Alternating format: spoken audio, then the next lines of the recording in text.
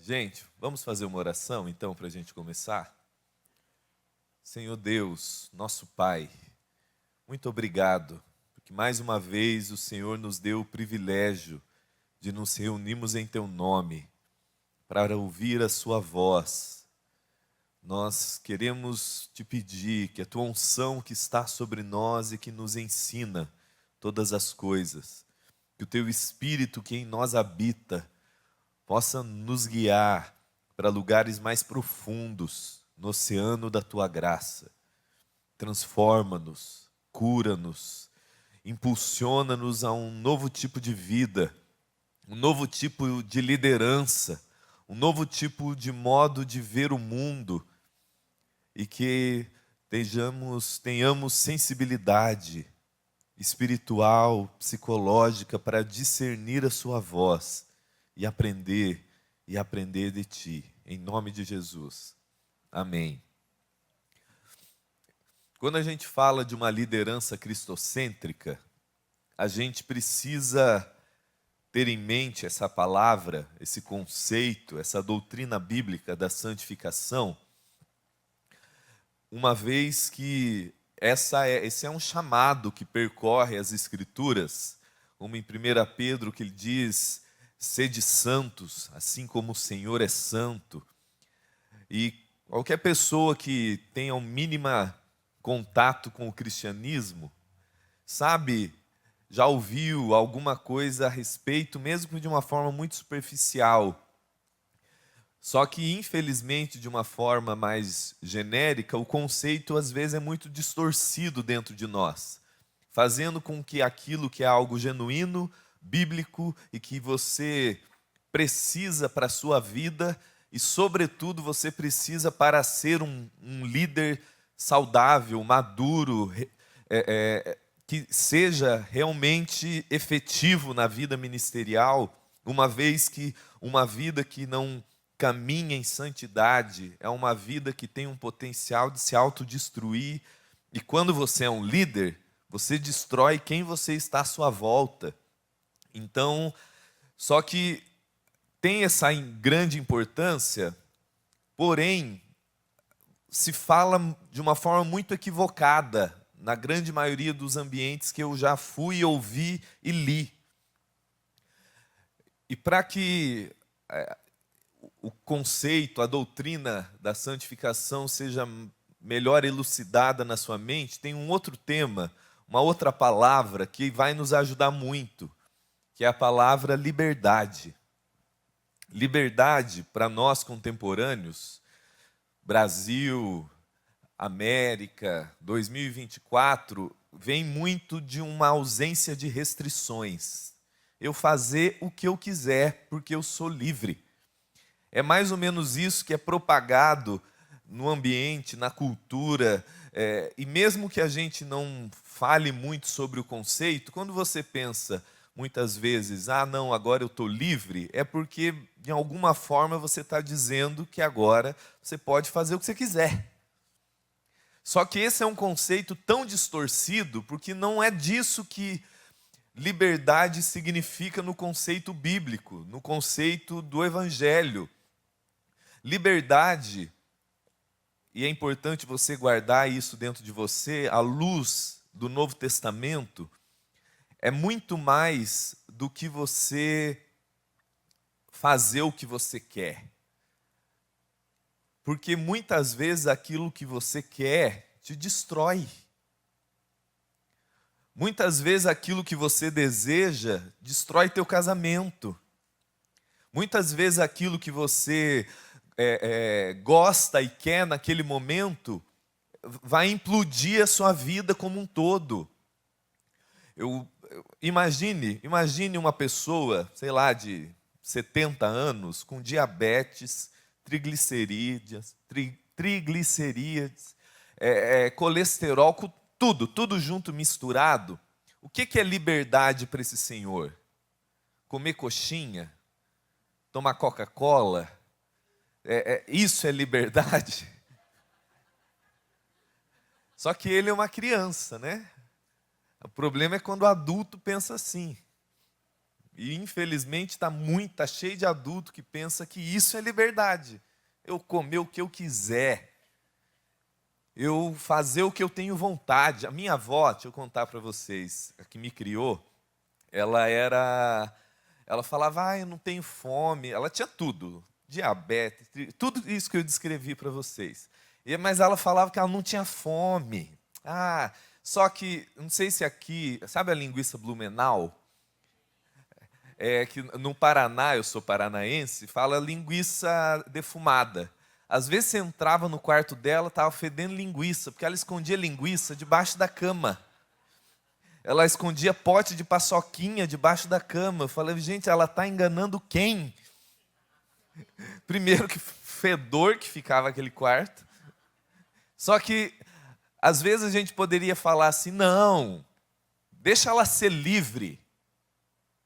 Mas será que é isso que é liberdade?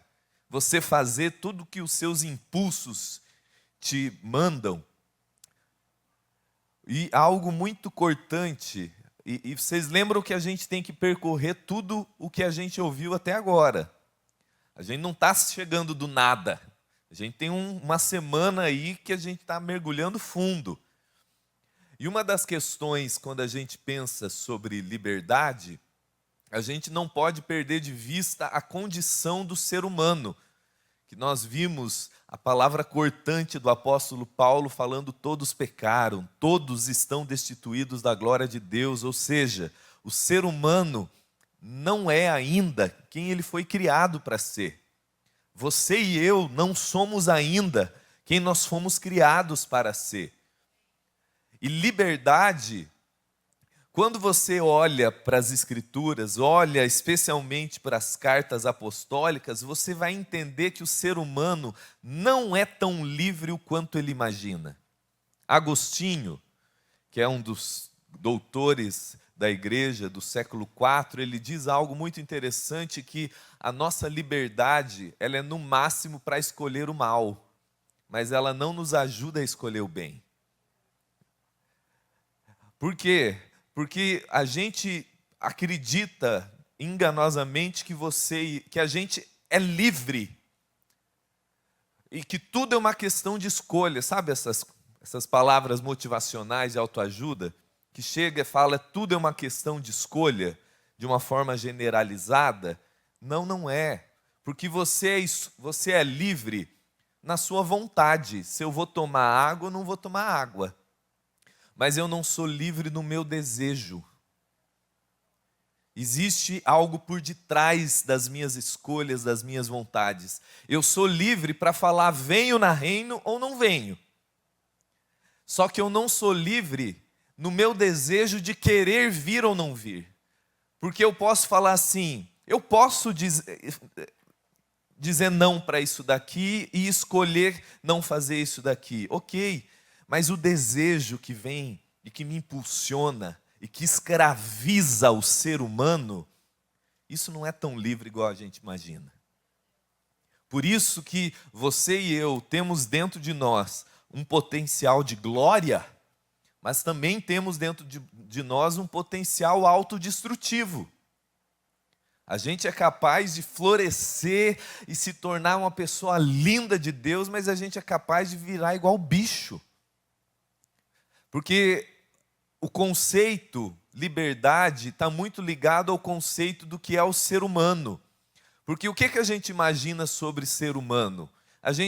Geralmente a gente usa esse conceito para desculpar nossa safadeza, sabe? Eu fui um cavalo com a minha mulher, é que eu sou humano. Não, é porque eu estou agindo igual bicho, controlado por instinto, que eu agi com ela de uma forma desumana. Porque ser humano tem uma referência, o último Adão, Cristo. Cristo revela para nós quem Deus é, mas Cristo revela para nós quem o ser humano pode ser. Ele é a revelação plena de Deus, mas ele é a revelação plena humana. O humano dos humanos, o livre dos livres. Então, quando a gente vai começando a chegar um pouco mais perto do significado do que seja ser livre, a gente vai vendo que a gente não é tão livre muitas vezes emocionalmente, nos nossos desejos. A gente se organiza, a gente faz projetos de melhorar com o vizinho, com a mãe que a gente trata mal e um monte de coisa, mas quando a gente vê, a gente volta para os velhos ciclos. E Paulo chega ao ponto de dizer em Romanos 7, numa descrição da natureza humana de uma forma profunda e visceral, ele diz assim: eu percebi que o bem que eu quero, eu não consigo fazer, e o mal que eu não quero, eu continuo fazendo. E isso é um homem honesto, que não fantasia a sua condição. E quando a gente pensa agora a respeito do que a gente viu até agora do Evangelho, uma das dimensões que as Escrituras vão descrever você e eu agora em Cristo, justificados, salvos, já justificados, é que sim, a nossa liberdade foi conquistada, nós fomos feitos livres. O que nos prendia, e eu vou entrar sobre isso, já foi quebrado na cruz. A roda de hamster que a gente estava envolvido no dia a dia, espiritualmente foi destruída, as nossas algemas já foram quebradas, as nossas maldições já foram destruídas, mas mesmo sendo espiritualmente livres, nós podemos ainda voltar a viver vida de escravo. Nós podemos ainda experimentar a vida e tratar a existência como escravos. Lá em Gálatas 5, depois leia o capítulo todo de Gálatas 5, Paulo vai dizer assim: foi para a liberdade que Cristo nos libertou, ou seja, vocês já são livres, Ele já nos libertou. E para que Ele nos libertou? Para que vivamos uma vida livre. E liberdade é o que então? Se não é eu fazer o que eu quiser. Liberdade é eu ir crescendo e sendo quem eu fui criado finalmente para ser. E tendo poder em mim para dizer não para aquilo que me mata, me destrói meu casamento, destrói minha vida. Isso é uma pessoa livre, é alguém que percebe muitas vezes seus desejos, seus conflitos, seus pensamentos equivocados, seus traumas, seus condicionamentos familiares. Mas liberdade só é liberdade quando você começa a perceber que você tem poder para dizer não ao mal, ao que te faz mal, ao mal em você, e sim aquilo que te produz vida, aquilo que te humaniza, aquilo. E como que isso acontece agora, no tempo presente na nossa vida? Através da santificação, através dessa palavra, que eu quero que você até o final absorva ela. Só que, como eu disse para vocês, a história da igreja, como todo conceito verdadeiro, sempre tem os seus momentos de distorção. Naturalmente, meus irmãos, nós somos, você e eu, desequilibrados. O ser humano, a condição dele hoje, a nossa condição é propensa ao desequilíbrio. A gente sai de um extremo e vai para o outro, sai de um extremo e vai para o outro. A gente precisa do Espírito Santo para viver uma vida equilibrada. Então, o conceito sendo verdadeiro, o problema é que na hora de lidar com ele vai para os extremos. E quais são os extremos que mais aconteceram na história da igreja? O primeiro é o do perfeccionismo. O que é isso? A pessoa fala assim: eu não tenho problema com nada, eu já estou perfeito, eu não peco, eu não erro, eu não tenho conflitos, eu não tenho traumas, eu não lido com o pecado em mim. Porque pega textos e conceitos distorcidos e fala: não, para mim já está tudo feito. De uma forma mágica e instantânea, eu já sou absolutamente resolvido. Só que 1 João vai dizer assim: se alguém diz que não peca, é mentiroso. Se alguém fala, olha, eu não tenho questões em mim para tratar, não se conhece essa pessoa. É uma pessoa perigosa para ela e para todo mundo, porque ela não tem a menor ideia do que está acontecendo dentro dela. O mundo interior dela é um deserto desconhecido. Só que um outro erro que também aconteceu na história da igreja é o liberalismo, que é muito próprio do nosso mundo contemporâneo, que fala assim, o que importa é ser feliz. O que importa é você se sentir bem. O que importa é você ficar tranquilo. Então, nesse olhar, quando, por exemplo, Paulo escreve aos Gálatas, ele diz assim, olha, vocês são livres, sim, mas não usem essa liberdade para dar ocasião aos desejos, aos impulsos da carne. Então, mesmo sendo livre, eu ainda lido com essas dimensões em mim. Mesmo sendo justo em Cristo, eu ainda lido com questões em mim.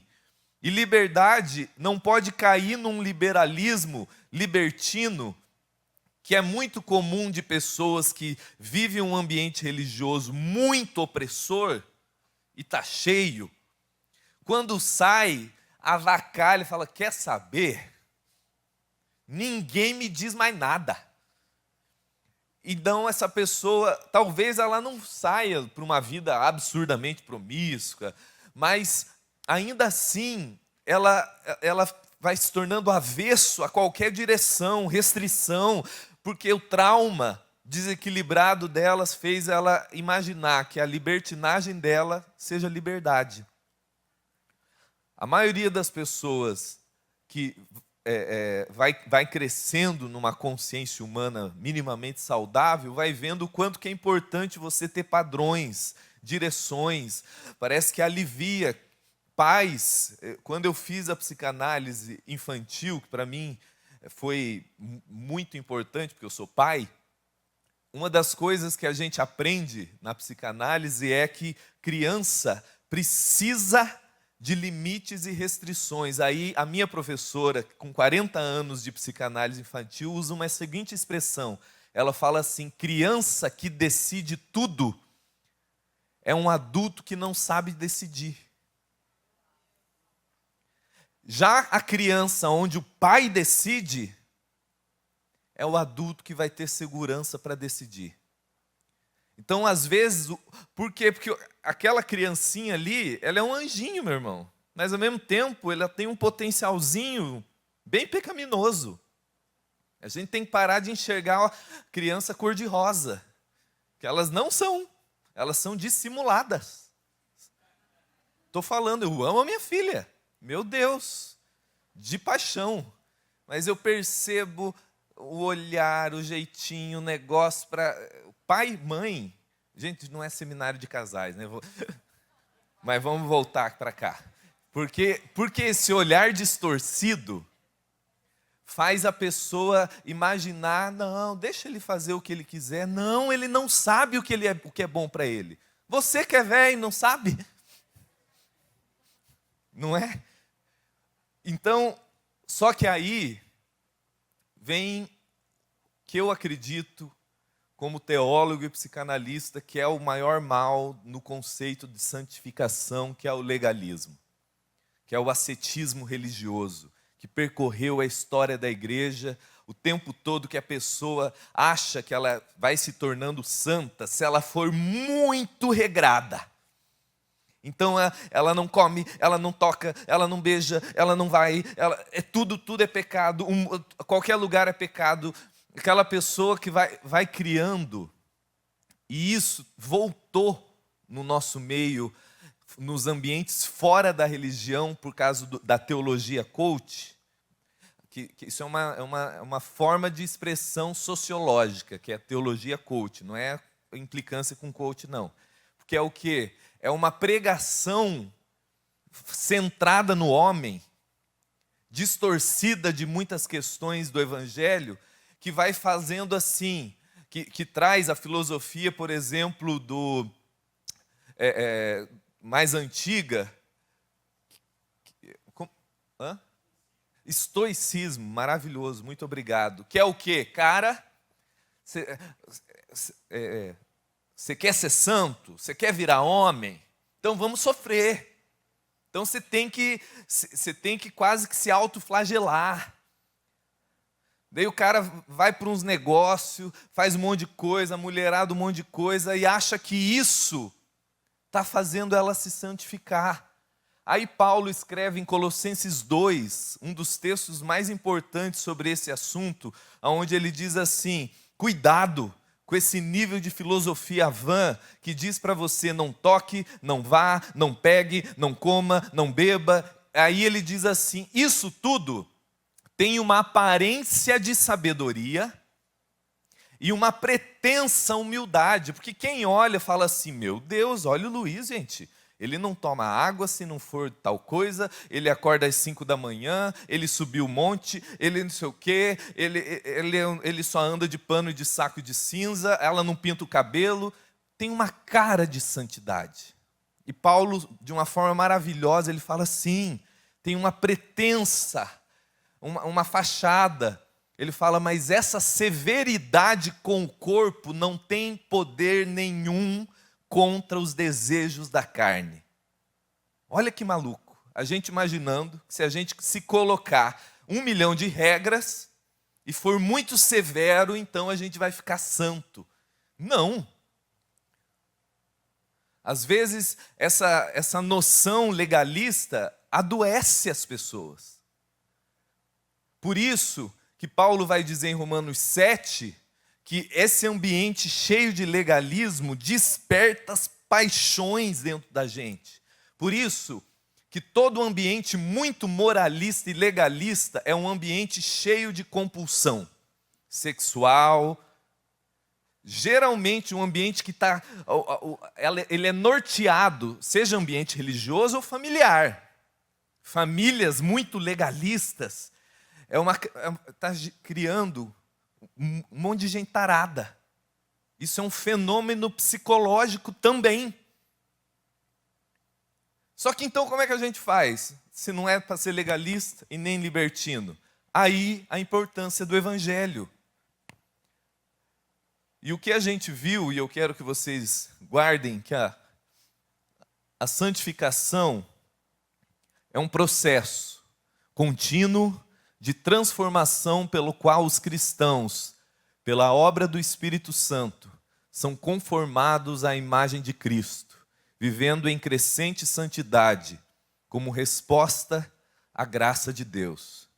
Nessa frase eu tentei resumir o máximo o conceito, a doutrina da santificação, você entendendo que ela é um processo, que ela acontece no poder do Espírito, não é na força do teu braço, que ela, volto a dizer, ela é um processo, não acontece da noite para o dia, e tem um alvo, não é fazer você virar anjo, não é fazer você uma pessoa santa, às vezes é só uma pessoa esquisita, é você e eu sermos plenamente a imagem de Cristo, é Cristo ser formado em nós, porque esse é o grande e soberano plano, propósito da vida humana, se tornar um Cristo de Deus para o mundo. E esse processo que está acontecendo agora na sua vida, agora, esse processo de Deus formar Cristo em você, pelo poder do Espírito Santo que te habita, esse processo tem um nome, santificação. E para você entender, você tem que lembrar o conceito que a gente construiu aqui, da justificação, então a santificação, para daí chegar na glorificação, que é o que o Luiz vai tratar. A justificação é algo que já aconteceu, não está acontecendo. Você não vai ter um dia mais justo do que hoje. Por quê? Porque a sua justiça está em Cristo. A sua posição espiritual está em Cristo. Já aconteceu. Deus fez isso com você de uma forma eterna e definitiva. Declarou você e eu justos. Nos inseriu em Cristo e nos declarou justos, salvos, justificados. Mas a partir do momento que você foi feito justo, um processo de cura, Santificação, meu irmão, é um processo de cura da nossa humanidade, das dimensões em nós que estão doentes. Nós somos um bando de doentes em processo de cura. A gente está precisando, a gente é cheio de carência, de trauma, de vício, de um monte de coisa que precisa de transformação e cura. E isso tem nome. É a santificação, que quanto mais Cristo é formado em você, mais humano, livre, você vai se tornando. Isso já está acontecendo em você.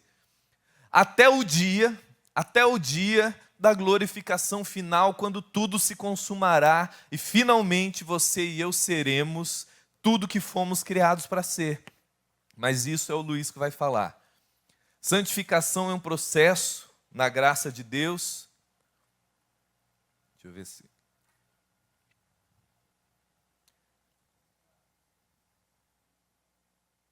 Pode ser que eu apertei e passe 10 vezes. Passa para mim, por gentileza.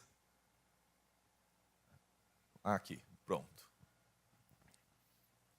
E como que esse processo, de uma forma bem objetiva, porque eu não tenho muito tempo, como que esse processo, o que é importante você entender para que esse processo se construa e você coopere com a graça de Deus na sua santificação, naquilo que Deus já está fazendo em você. Primeiro, tenha claro as verdades do Evangelho a seu respeito em Cristo, na sua união com Cristo. Tenha claro e renovado dentro de você as verdades do Evangelho sobre a sua união com Cristo. Por que isso é importante, meu irmão? Porque, como eu coloquei em algum momento nessa semana, muitas vezes a gente imagina a justificação apenas um perdão. É simplesmente Deus falando, não te condeno mais, você está salvo. Isso é importante, faz parte, mas não é toda a mensagem. A justificação é Deus inserindo você na vida de Cristo. É você estar em Cristo. Porque se eu não entendo isso, corro o risco de cair em erros, que é o que aconteceu, que motivou Paulo a escrever Romanos 6 e 7, que as pessoas começaram a falar, ok, sou salvo para sempre, a graça me alcançou e ninguém me tira desse lugar, então não importa mais a maneira que eu vivo, não importa a maneira que eu trato o próximo, não importa a maneira... E vocês especialmente, precisam entender isso para a vida de vocês, mas porque vocês vão lidar com pessoas que vão entendendo assim também. Então, quer dizer que se eu estou tão perdoado assim, tão justo assim, então não importa se eu oro de manhã, fumo um baseadinho à tarde, dou um pulo à cerca à noite, trato mal meu funcionário, não importa. Paulo vai dizer, começa Romanos 6 falando, gente, calma, vocês não entenderam. É muito mais do que perdão. É muito mais do que você e eu sermos tirados do corredor da morte. É você e eu sermos inseridos na vida de Cristo. E aí, olha que texto mais maravilhoso de Romanos 6. Eu vou ler do 1 ao 11. Que diremos então? Continuaremos pecando para que a graça aumente? Paulo pergunta. De maneira nenhuma. Nós, os que morremos para o pecado, como podemos continuar vivendo nele? Portanto, fomos sepultados com ele na morte por meio do batismo, a fim de que assim como Cristo foi ressuscitado dos mortos, mediante a glória do Pai, também nós vivamos em uma novidade de vida. Se dessa forma já fomos unidos a Ele na semelhança da sua morte, também seremos na semelhança da sua ressurreição. Pois sabemos, isso a gente deveria saber, que o nosso velho homem já foi crucificado com Ele, para o corpo do pecado, para que o corpo do pecado seja destruído e não mais sejamos escravos do pecado. Pois quem morreu foi justificado do pecado. Ora, se morremos com Cristo, cremos que também com Ele viveremos, pois sabemos, mais uma vez ele usa, sabemos que tendo sido ressuscitado dos mortos, Cristo não pode morrer outra vez, a morte não tem mais domínio sobre ele. Eu vou deixar, porque morrendo, ele morreu de uma vez por todas para o pecado, e vivendo, ele vive para Deus. Primeiro, Paulo está dizendo assim, olha, vocês querem entender por que alguém imaginar essa falsa liberdade de uma vida avacalhada é alguém que não entendeu o Evangelho? Ele falou, primeiro, vocês precisam entender o que aconteceu com Cristo. O que aconteceu com Cristo? Ele diz assim que Cristo morreu para o pecado e para a morte, e foi ressuscitado. Por que Cristo morreu para o pecado se ele não vivia pecando? Porque Paulo está designando um império, uma realidade, que Cristo nasce à nossa semelhança nesse mundo caído, exposto a tentações, no império da morte, no império do pecado, numa realidade da existência que ele podia morrer, tanto que morreu. E ele está dizendo, só que quando ele consuma a sua obra, ele morre. E quando ele é sepultado, quando ele morre e é sepultado, ele deixa para trás Cristo, a velha era, o velho mundo, o império do pecado e da morte. Para Cristo não tem mais nada a ver, ele não pode morrer mais. Depois que ele ressuscita não mais como alguém que desmaiou e levantou, não, ele é o primeiro da nova criação. Ele é o primogênito de um novo mundo. O reino de Deus que em Cristo estava se manifestando, na ressurreição estava se estabelecendo, sendo ele o primeiro de uma nova humanidade. Só que quando ele ressuscita, fica para trás o velho mundo na vida dele. O pecado, a morte, ele não morre mais. Ele não está mais debaixo do império do pecado. Ele está vivo e ressurreto. Ele fala, hoje ele vive para Deus. Quer dizer que ele não vivia para Deus antes? Não, não é disso que Paulo está falando. Ele está colocando que hoje Cristo vive no reino, na realidade de Deus. No reino, apesar... Lembra, eu acho que eu usei esse exemplo aqui. Já viu o filme Matrix? O filme Matrix ajuda a gente a ter uma noção do que eu estou querendo dizer. Existem duas realidades que acontecem simultaneamente. A realidade desse mundo, da presente era, que eu vejo, toco, sinto, presente, passado, futuro, e a realidade do Espírito, a realidade do reino de Deus, onde as coisas são eternas, absolutas, e é o reino do Espírito, é a dimensão de Deus. E isso acontece simultaneamente. E quando Cristo ressuscita, ele deixa para trás as dimensões que poderiam matá-lo e escravizá-lo, o império da morte, tudo isso. Daí você fala, ok, e o que eu tenho a ver com isso? Aí Paulo vai dizer assim, olha como ele diz no verso 11. E esse é o versículo chave para vocês entenderem a santificação hoje. Verso 11. Da mesma forma, considerem-se mortos para o pecado, mas vivos para Deus em Cristo Jesus. O que ele está dizendo assim? Quando você e eu fomos justificados, Deus nos tirou do império das trevas, nos tirou desse lugar do pecado e da morte e nos transportou para o reino do Filho do amor de Deus. A sua posição espiritual mudou. Quem você é hoje não é mais a mesma pessoa. Você ser justificado não é só ser tirado do corredor da morte, é você ser inserido na vida de Cristo. Imagine aqui, ó, meu irmão, para te dar uma dica. Está vendo aqui você? Pensa, isso daqui é Cristo. Aqui está você. Ele diz que agora nós fomos inseridos em Cristo. Quando você olha, você vê o que aqui? O tablet. Você não vê lá o breguenetinho aqui, né? Você não vê lá a toalha. Por quê? Porque a toalha está escondida no tablet. Ela se tornou uma coisa só. E Paulo vai dizer em Colossenses 3 que a nossa vida hoje está oculta com Cristo em Deus. O que ele está dizendo? A sua posição espiritual mudou. A sua natureza mudou.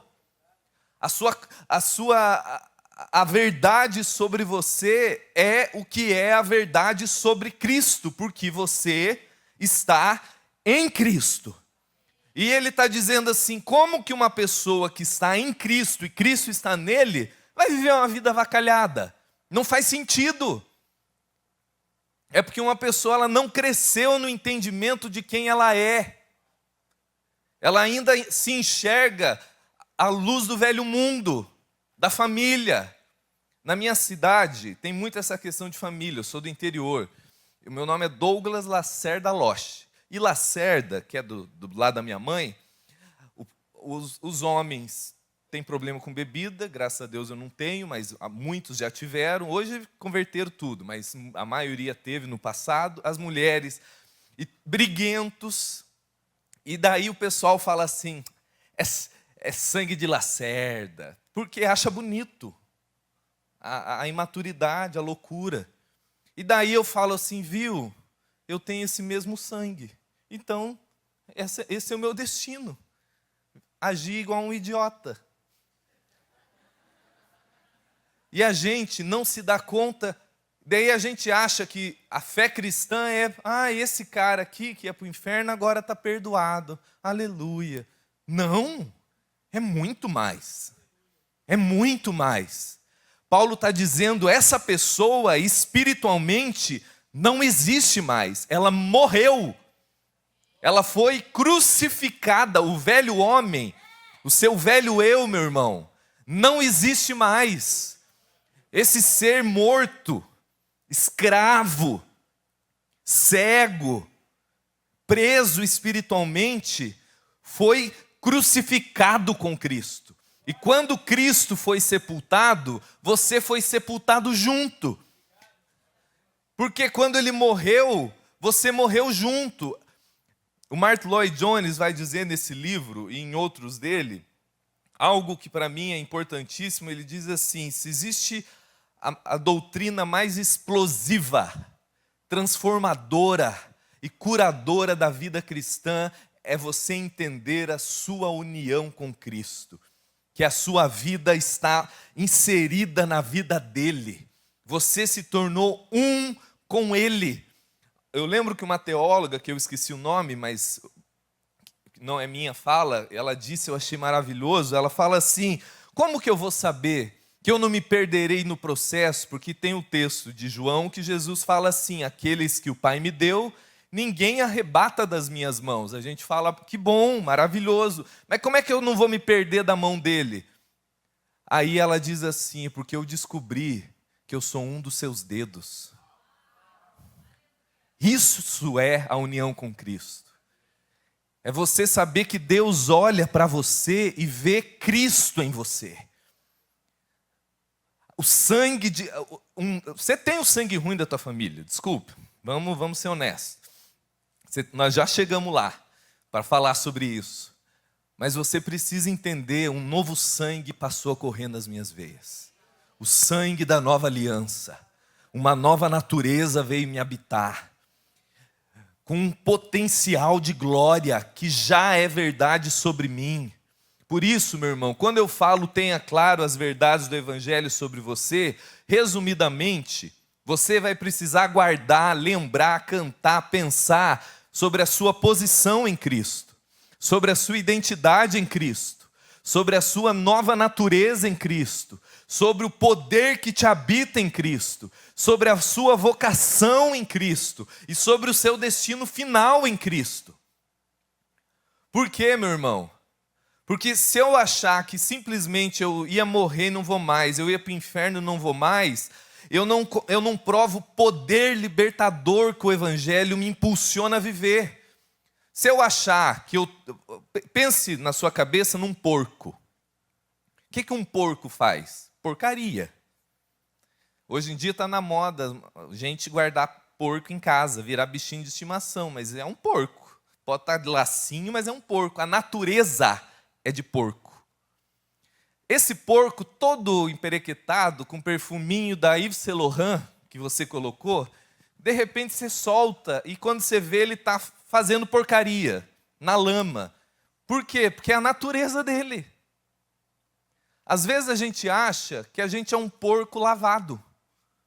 Que a gente foi perdoado, a gente não vale nada, e agora Jesus me lavou. Eu sou um porco lavadinho. Não. Agora pensa numa pomba branca.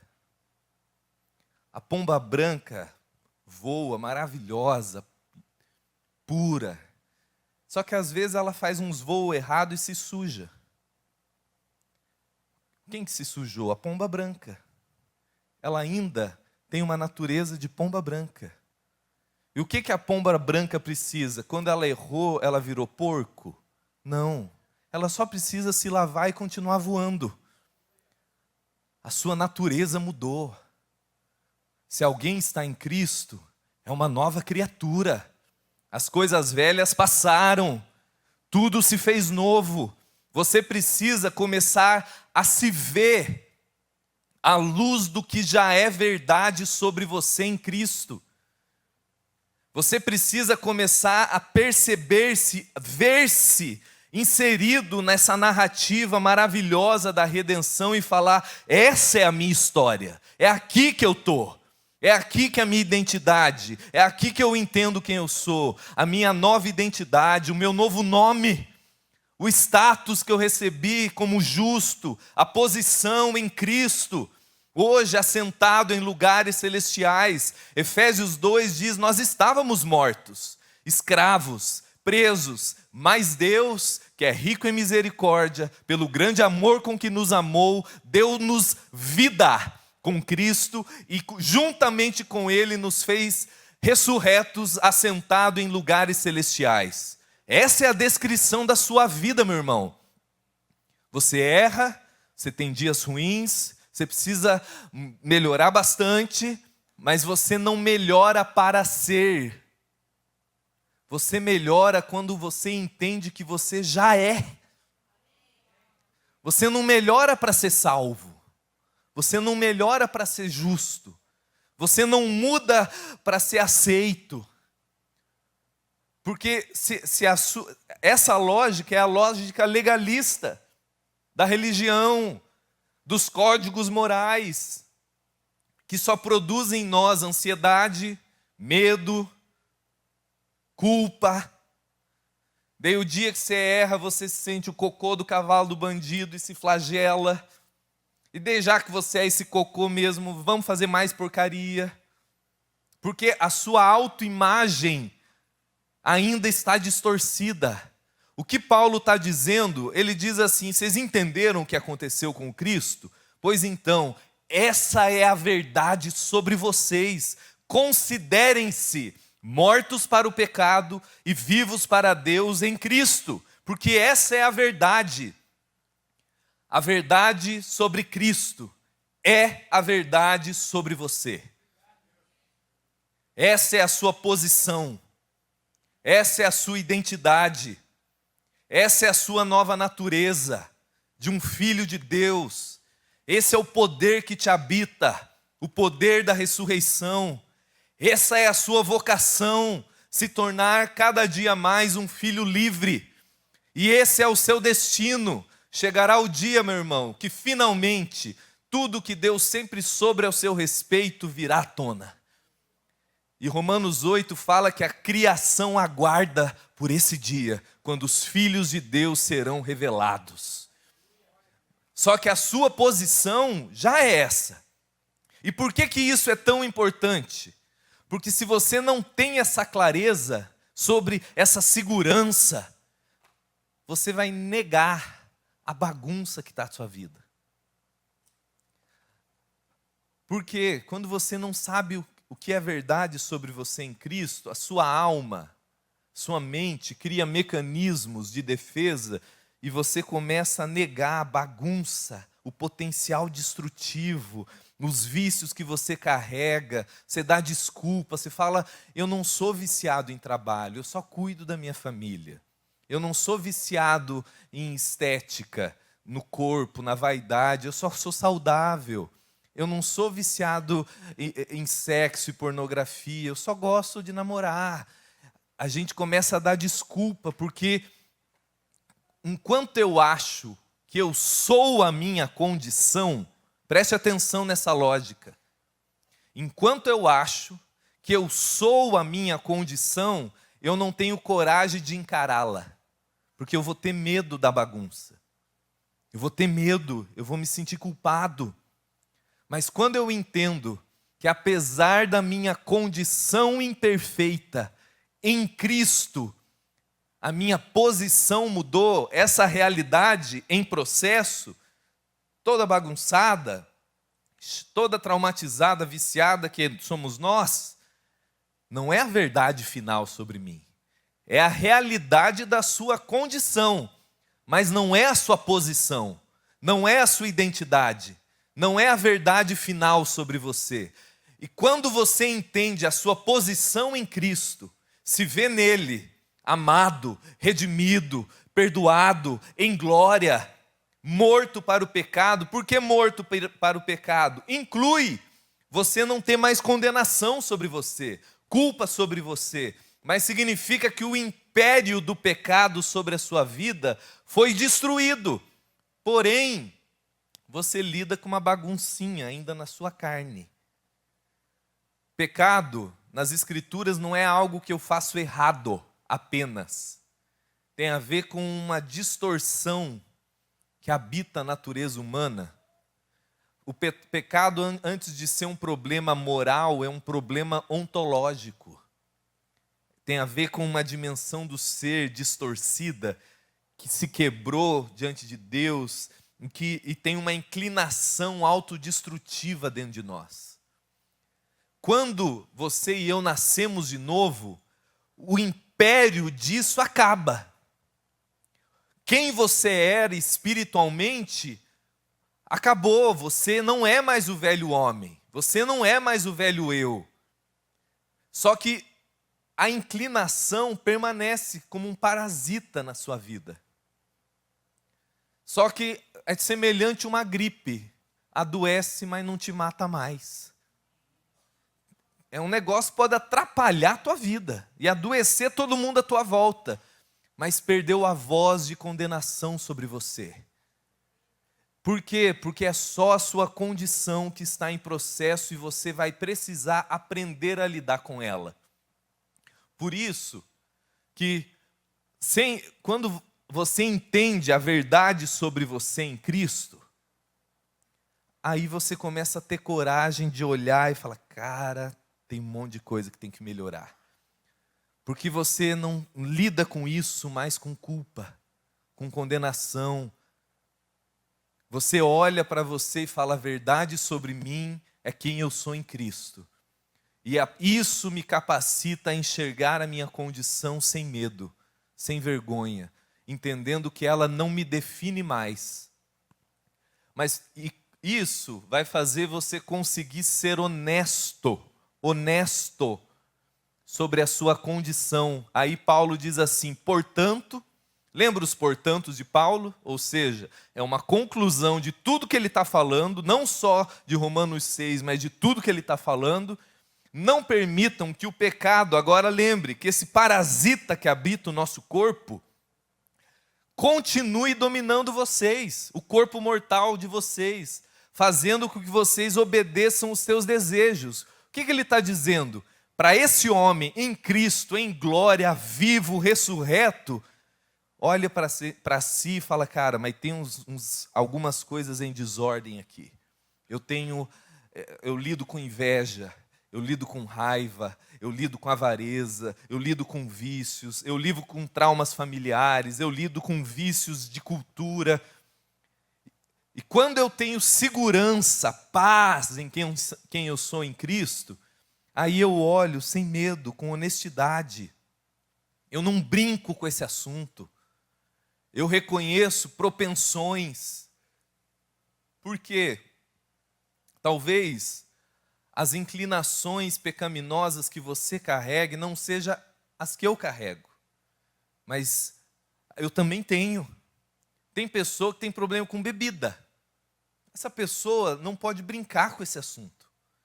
Tem pessoa que tem inclinações mais voltadas com questões sexuais. Essa pessoa não pode brincar com esse assunto. Tem pessoas que têm problema com dinheiro, com avareza, com uma distorção. E essas inclinações, propensões, precisam de tratamento, de enfrentamento. E Paulo não está dizendo que isso some. A sua posição mudou, sua identidade mudou, sua natureza espiritual mudou.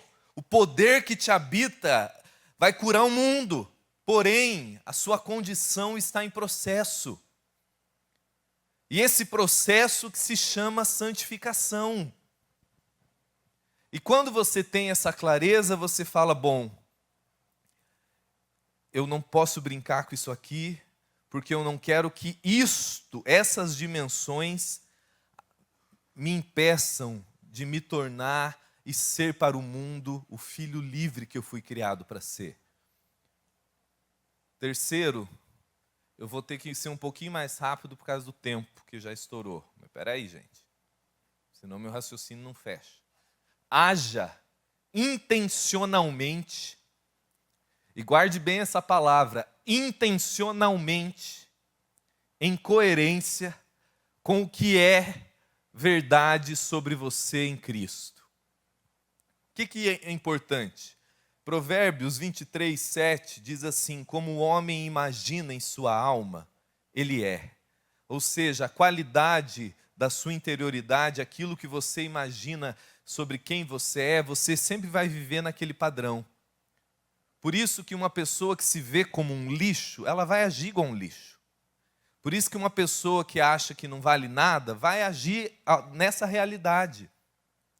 Então, como que o Evangelho vai quebrando e nos santificando? Ele vai alterando a nossa autoimagem. Ele vai nos fazendo ver de uma forma diferente sobre quem nós somos. Que eu não sou mais essa porca lavada, eu sou esse filho de Deus ressurreto, vivo, perdoado, redimido. Aí, ele fala, mas agora, vamos para a prática? Ofereçam os membros de vocês, não em injustiça, mas a justiça. O que ele está dizendo? Você já encarou, você já se gloria em Cristo, sabe qual é a verdade sobre você, você é honesto sobre a bagunça dentro de você, então você começa a falar, bom, agora chegou a hora de dizer não para aquilo que me faz mal. Agora chegou a hora de dizer sim para o que me faz bem. Agora chegou a hora de dar passos em direção àquilo que já é verdade sobre mim. Sentindo ou não sentindo. Fazendo, por quê? Porque você não está mais motivado por impulsos de desejo. Você não está mais motivado porque eu olho e falo, bom, esse desejo está em mim, mas não sou eu. Essa realidade bagunçada, esse vício está em mim, mas não sou eu. E eu posso vencê-lo em Cristo.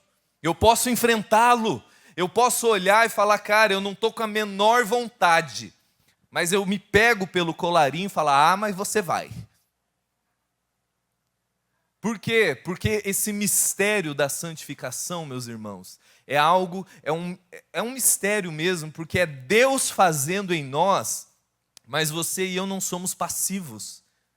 Filipenses 2, anota esse texto, verso 12 e 13, diz assim: desenvolva a salvação de vocês. Desenvolva, cresça na liberdade em Cristo, na nova vida, na realidade da nova criação. Cresça nisso. Ele está falando, faça algo. Daí você fala, mas sou eu que faço? Daí ele fala, mas faça com temor e tremor. Por quê essa reverência toda? Ele falou, porque é Deus que opera em vós o querer e o efetuar. Ele está dizendo, faça, mas confie que é Deus fazendo em você. Ande, não seja passivo. na hora de pegar, não pensa assim, será que é o diabo? Será que é o anjo? E fica esperando o anjo vir e falar, não faz isso.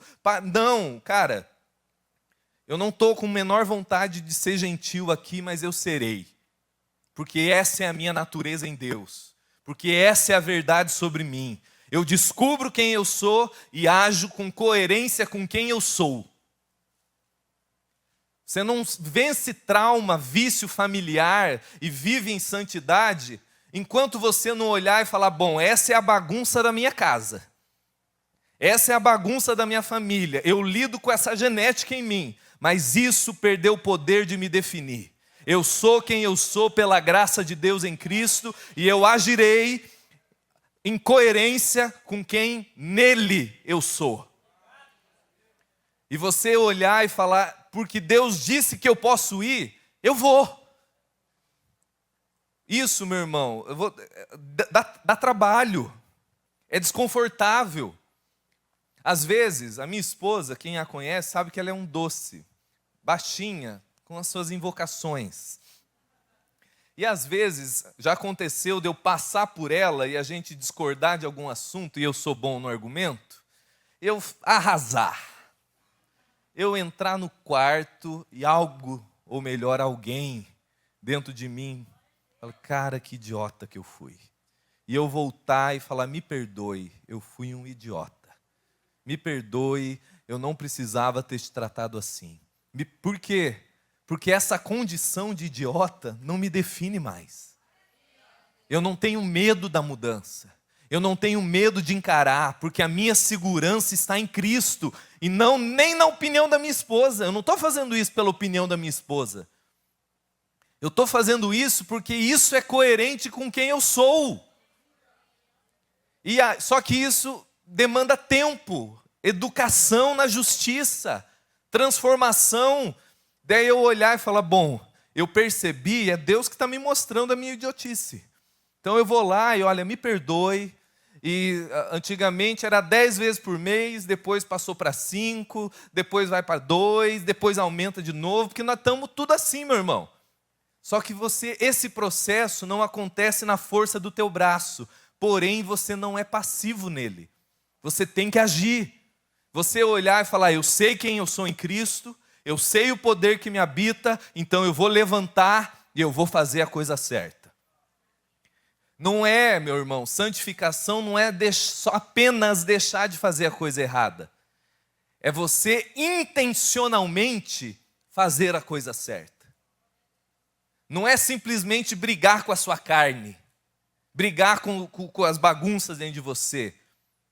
É você fazer a coisa certa, ser um instrumento de justiça, é a expressão de Paulo. É falar, eu quero ser participante daquilo que Deus está fazendo nesse mundo. Às vezes, meu irmão, o melhor para a sua santificação, ao invés de você foi lá um babacão, agiu igual uma idiota. Não é você ficar se flagelando, eu não valho nada. Não, para de frescura.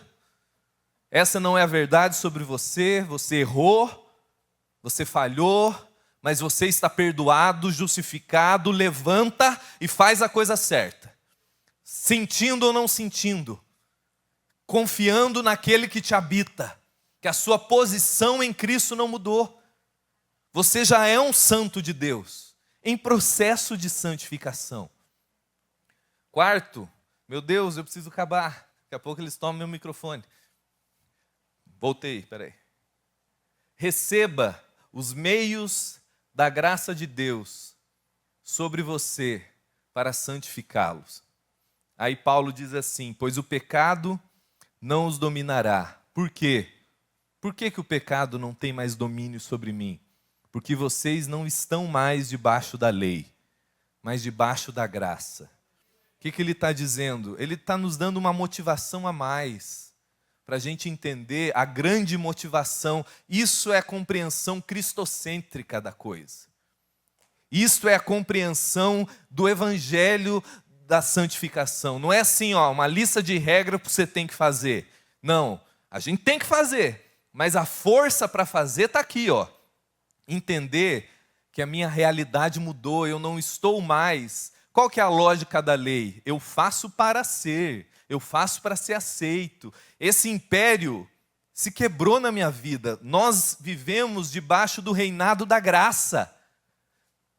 E essa graça opera em nós, nos transformando, nos curando, nos impulsionando. E como que isso vai nos impulsionando? Através dos meios de graça que Deus dá para o corpo de Cristo. Palavra de Deus, oração, adoração, comunhão com os irmãos, os sacramentos. O que é isso? Palavra de Deus, meu irmão, é a sua mente, o seu coração tem que estar encharcado da verdade do Evangelho. Você precisa pensar, ler, orar, cantar. Isso precisa o tempo todo encharcar, empoderar a sua vida. Lembrar a sua mente quem eu sou no amor de Deus. Palavra entrando em você. Oração e adoração. Por quê? Porque aí a gente precisa de mergulhar nisso. Por quê? Porque esses desejos, esses conflitos viciantes em nós, eles não têm que sumir no sentido, preste atenção no que eu vou dizer.